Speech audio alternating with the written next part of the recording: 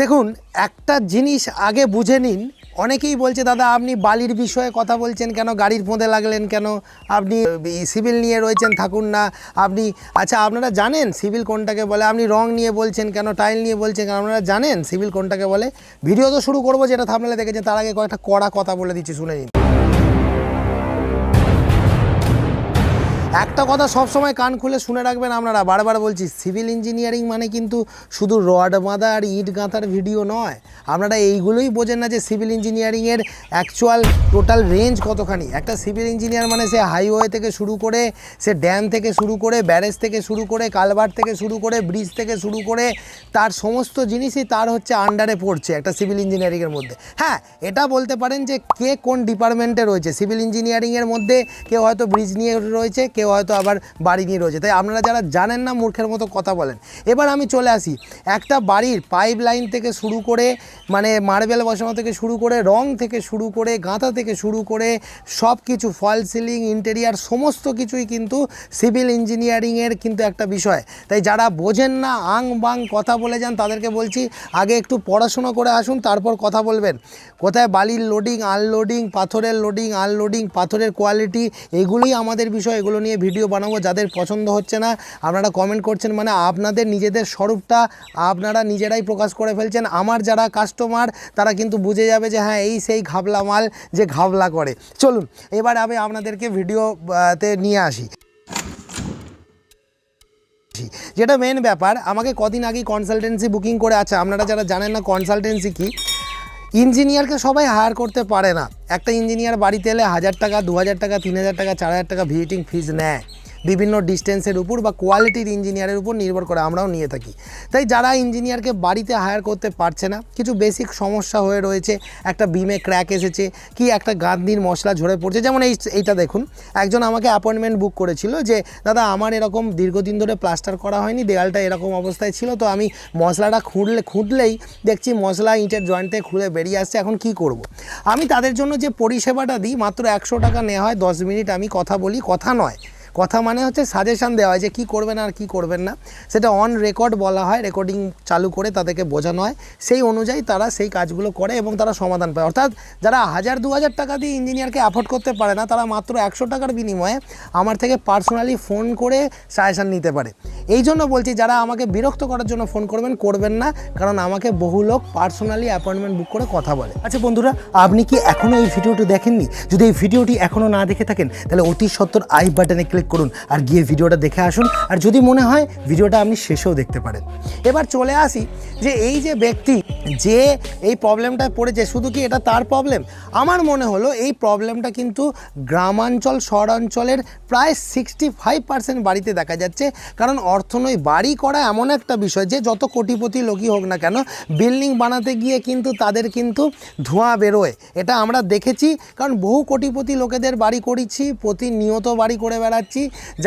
যারা মাসে কোটি কোটি টাকা আর্ন করছে তারাও কিন্তু ধোঁয়া বার করে ফেলছে বড় বড় বিল্ডিং নির্মাণ করতে গিয়ে। তাই একটা জিনিস বারবার বোঝার চেষ্টা করুন আপনারা, একটা জিনিস মাথা ঠান্ডা করে বোঝার চেষ্টা করুন, বিল্ডিং এমন একটা বিষয় যেখানে কিন্তু আপনাদের রোজগারের উপার্জনের একটা টাকা ডেডভাবে চলে যায়, পুরো মৃত হয়ে যায়, টাকাটা পুরো শেষ হয়ে যায়। তাই এই বিষয়ে কিন্তু সকলেই কিন্তু খুব সেন্সেবল, কারণ এই টাকাটার কিন্তু পরবর্তীতে আর কিন্তু কোনো মজা নেই, পুরোটাই ওয়েস্টেজ। তাই জন্য যেটুকু কাজ করতে হবে সলিড করতে হবে। আর অর্থনৈতিক কারণে যেসব ছোটোখাটো বাড়িগুলোর কথা বলি, 1 তলা 2 তলা 3 তলা, যেখানে অনেক মানুষ তো সঙ্গে সঙ্গে প্লাস্টারও করতে পারে না, তারা কি করবে? অনেকের মনে হচ্ছে যে ভিডিওতে এত ফালতু কথা কেন, দয়া করে বলছি বেরিয়ে যাবেন, কারণ এইগুলো ইম্পর্টেন্ট কথা। 90% লোক আমাদের সাথে যে কথাগুলো বলে সেগুলোই আমি ক্যামেরার সামনে তুলে ধরি, যে দাদা আমরা পারিনি, অর্থনৈতিক কারণে করতে পারিনি, বাড়ি করেছিলাম ওখানেই চালু করে দিয়েছিলাম, ভিতরটা প্লাস্টার করে হয়তো কোনো বাড়িতে থাকছে, বাইরেটা নেই, আবার কারো ভিতর বাইরে কোনোটাই প্লাস্টার নেই।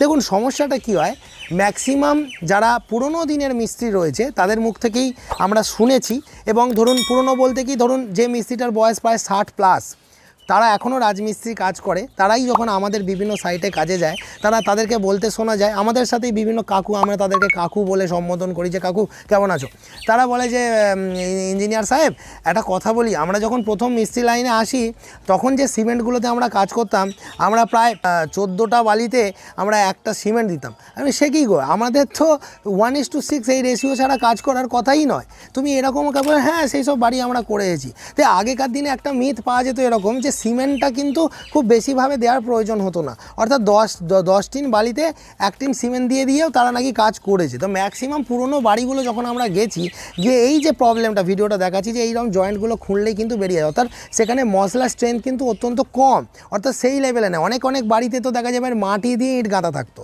এবং সেই 15 ইঞ্চি মাটি দিয়ে গাঁথনি করা বাড়িটার দুদিকে প্লাস্টার করে সেই বাড়িও কিন্তু দুতলা দাঁড়িয়ে আছে, এরকম বাড়ি কিন্তু আমরা বহুত ভিজিট করেছি।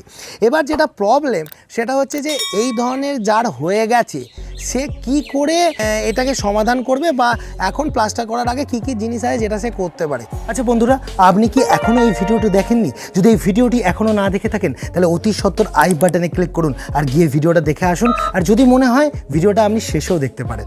প্রথম যে জিনিসটা তাকে বলি, এখন প্রত্যেকটি ইটকে খুলে নতুন করে রিপ্লেস করা সম্ভব নয়, যেটা ইঞ্জিনিয়ার কিংসু কুমারের প্রথম পয়েন্ট। এবার যেটা ব্যাপার, যখন আপনি খুলে রিপ্লেস করতে পারবেন না, তাহলে আপনি পারবেন কি জয়েন্টগুলোকে রিপেয়ারিং করতে পারেন। তো জয়েন্ট কীভাবে রিপেয়ারিং করা যায় অত্যন্ত সোজা, মার্কেট থেকে ডক্টর ফিক্সিটের URP 300 কিনে নিয়ে চলে আসুন। এটা কিন্তু কোনো প্রমোশনাল ভিডিও নয়, এই কেমিক্যালটা পার্টিকুলারলি রিপেয়ারিং করার জন্য আমরা দেখেছি খুব ভালো সার্ভিস দিয়েছে। এখন এই কেমিক্যালটা নিয়ে আসার পর সবার প্রথমে একটা ঘোলা বানাতে হবে। ঘোলাটা কীভাবে বানাবেন? 1:1, অর্থাৎ 1 মগ সিমেন্ট আর 1 মগ কেমিক্যাল ভালো করে মিশিয়ে যে ঘোলাটা তৈরি হলো, ঘোলাটা আপনি তুলি দিয়ে আপনি দেয়ালে লাগিয়ে দেন। প্রথম কোথায় লাগাবেন? দেয়ালের ওই ইটের জয়েন্টগুলোতে বেশি বেশি করে লাগাবেন।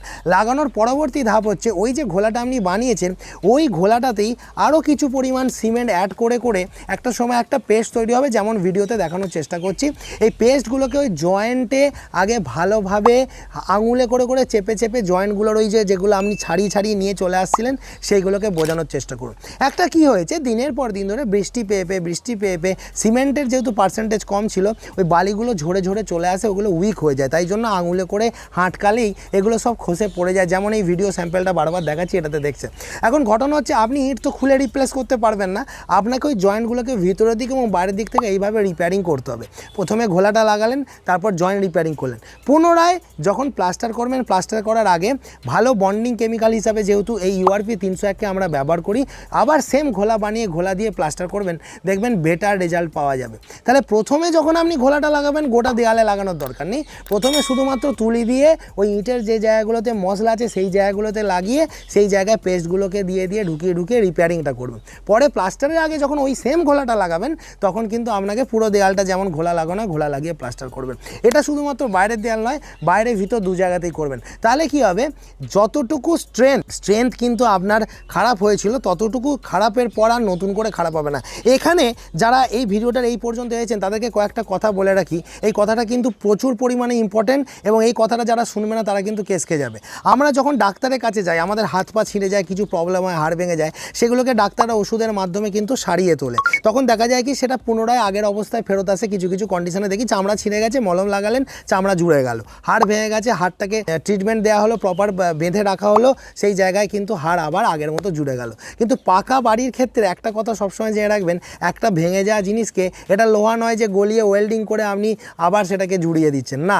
মেন যেটা ব্যাপার এইখানে কিন্তু এই পাকা বাড়ি, কংক্রিট, ইট কাঠ, পাথর কিন্তু এইভাবে আর কিন্তু পুনরায় আগের অবস্থানে ফেরত আসা যাবে না ওষুধ খায়। অর্থাৎ আপনার বিল্ডিংয়ের যে স্ট্রেংথ নেবে 100% থেকে কমে এসে 40%-এ দাঁড়িয়েছে কি 50%-এ দাঁড়িয়েছে, তারপর আপনি যদি মনে করেন যে বাইরে থেকে ওষুধ প্রয়োগ করে স্ট্রেংথটাকে আবার 50 থেকে তুলে 100-এ নিয়ে যাব, ইম্পসিবল। যেটা করা যায় কি নতুন করে কিছু কলম বানিয়ে, বিম বানিয়ে সাপোর্ট ক্রিয়েট করা যায়, আর যেটা যে অবস্থায় রয়ে গেছে সেটাকে সেই অবস্থায় থামিয়ে দেওয়া যায়। অর্থাৎ যে স্ট্রেংথটা কমে 50%-এ নেমে এসেছে তাকে আর কমতে না দিয়ে ওখানে লক করে দেওয়া যায়। তাই আমি যে ভিডিওটা বানালাম এখানে করলাম কি লক করে দিলাম, যাতে ওই মশলা ময়লাগুলো আর কোনোভাবেই প্লাস্টারের উপর দিয়ে গিয়ে প্লাস্টারে ক্ষতি করতে পারবে না বা গান্ধির কোনো ক্ষতি হবে না। আচ্ছা, আপনি এই চ্যানেলটি কেন সাবস্ক্রাইব করবেন জানেন? কারণ বাড়ি নির্মাণ বিষয়ে বাংলার একমাত্র কুমার কনস্ট্রাকশনই হলো এমন একটি চ্যানেল যেটা সঠিক পরামর্শ দেয়। তাই দেরি না করে অতি সত্বর আমার চ্যানেলটিকে সাবস্ক্রাইব করে রাখুন আর এরকম ভিডিও প্রতিনিয়ত পেতে থাকুন। এই ছিল আজকের ভিডিও, দেখা হবে পরবর্তী কোনো ভিডিওতে। তবে এখন আমাদের স্ক্রিনের সামনে এই যে দুটো ভিডিও লাগিয়ে দিয়ে দেখবেন আর মাঝের এই সাবস্ক্রাইব বাটনটি ক্লিক করলে আমি ভিডিও চলার সাথে সাথেই পাবেন। ভালো থাকবেন।